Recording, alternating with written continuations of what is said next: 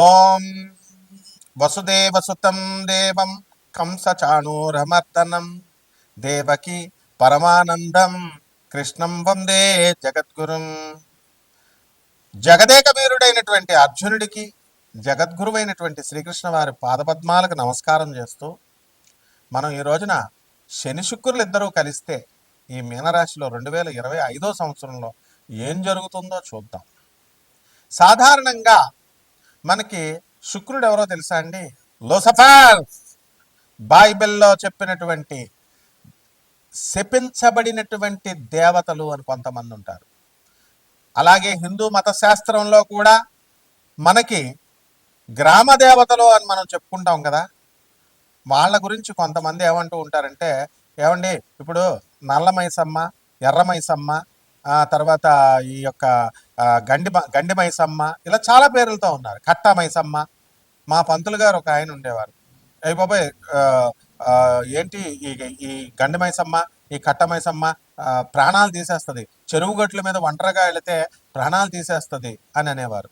అటువంటి పోలేరమ్మనే మన వీరబ్రహ్మేంద్ర స్వాముల వారు గురుదేవులు ఆయన చుట్టకు నిప్పపడరా అంటే అక్కడ ఉన్నటువంటి ప్రజలందరూ చూస్తుండగా చుట్టకు పట్టుకొస్తుంది.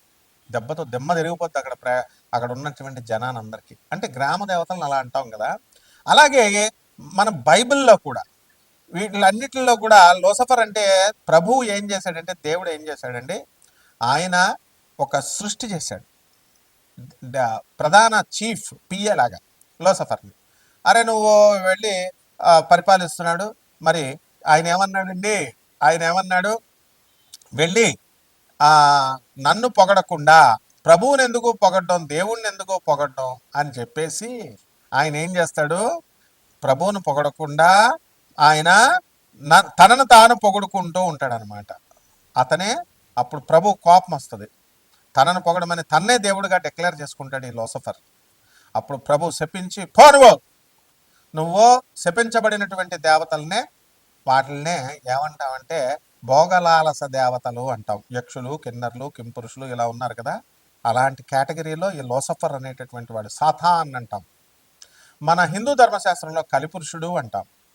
అతనే శుక్రాచార్యుడు.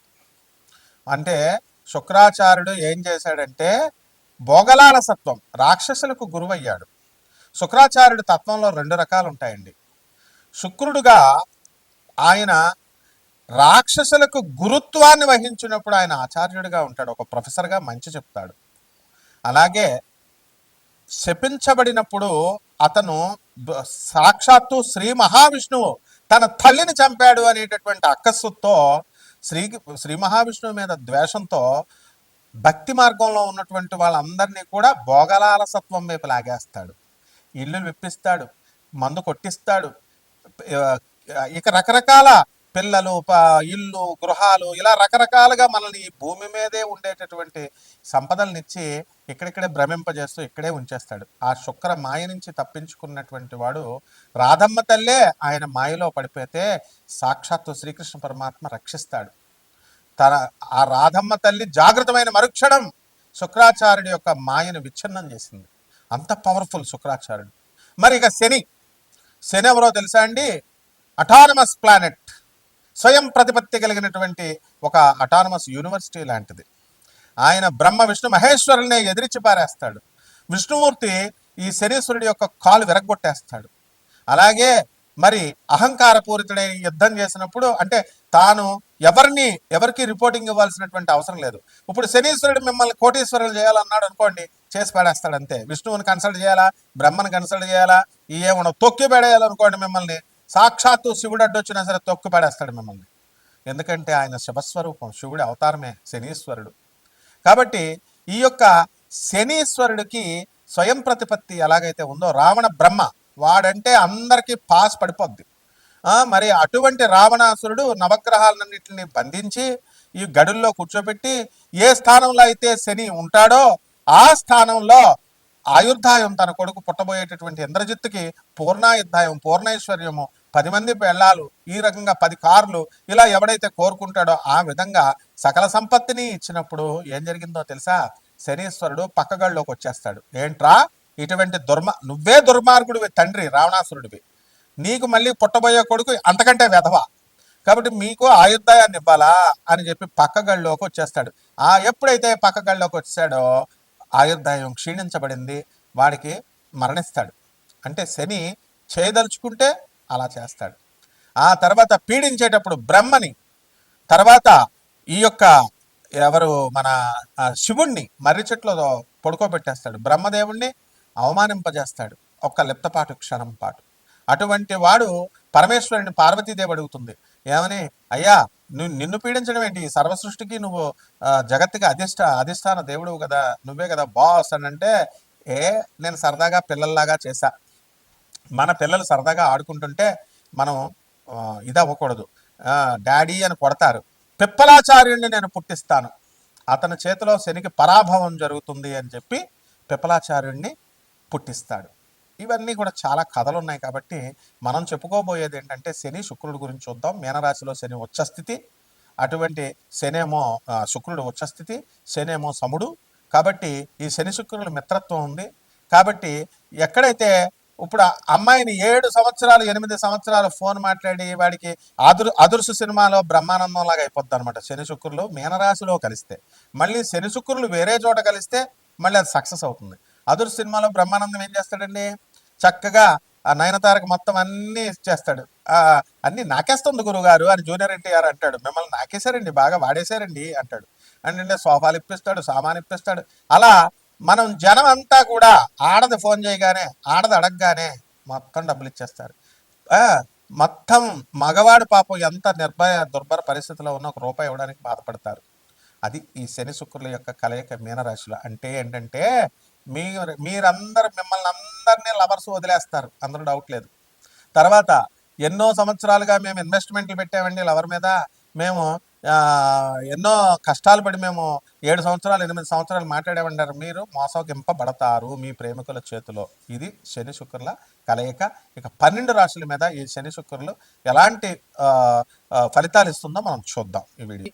ఈ కుంభరాశి వారందరికీ కూడా ఏలినాటి శని గ్రహం మనకు ప్రభావం జరుగుతోంది. కాబట్టి ఏలినాటి శని అందరికీ కూడా మన గురుగ్రహము మే 14 తర్వాత 2025 సంవత్సరం నుంచి పంచమ స్థానంలోకి వస్తున్నాడు. కాబట్టి మనం ఏమనుకుంటామండి, పంచమంలోకి వచ్చాగానే శుభాల మీద శుభాలు జరుగుతాయి బ్రహ్మాండంగా అనుకుంటాం. అందుకని జరగదీసేస్తుంది కుంభరాశి అని చెప్తున్నాం. కాకపోతే ఇక్కడ మనకి ఏలినాటి శని జరుగుతుంది కాబట్టి ఏలినాటి శని సమయంలో ధర్మం బాగా, దాన ధర్మాలు చేసుకోవాలా. అలాంటి వాళ్ళకి మాత్రం ఖచ్చితంగా ఈ కుంభరాశి పనులు బాగుంటాయి.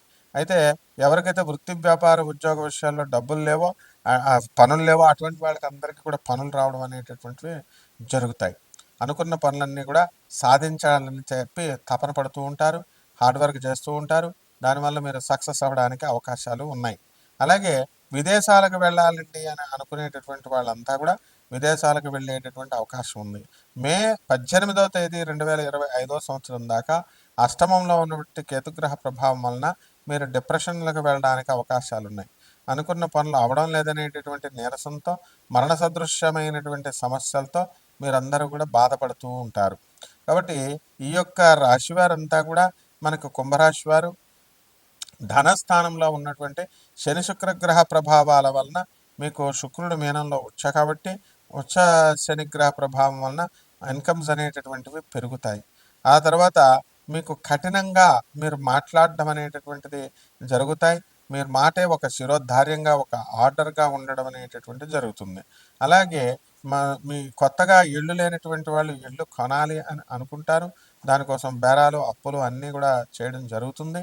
అయితే ఈ యొక్క గురుగ్రహం కూడా బాగా అనుకూలించడం వల్ల మీరు ఆ ఇల్లు కొనడము లేదా సైటు కొనడము ఇలాంటి విషయాలు అప్పులు చేసి కొనడం అనేటటువంటిది జరుగుతాయి.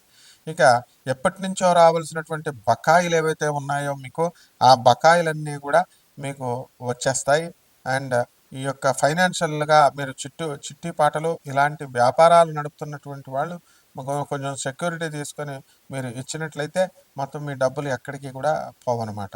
ఇక సినిమా రంగంలో ఉన్నటువంటి సినిమా హీరోలు వీళ్ళు ఎవరైతే ఉన్నారో అటువంటి వాళ్ళంతా కూడా వృద్ధి చెందడానికి అవకాశాలు ఉన్నాయి.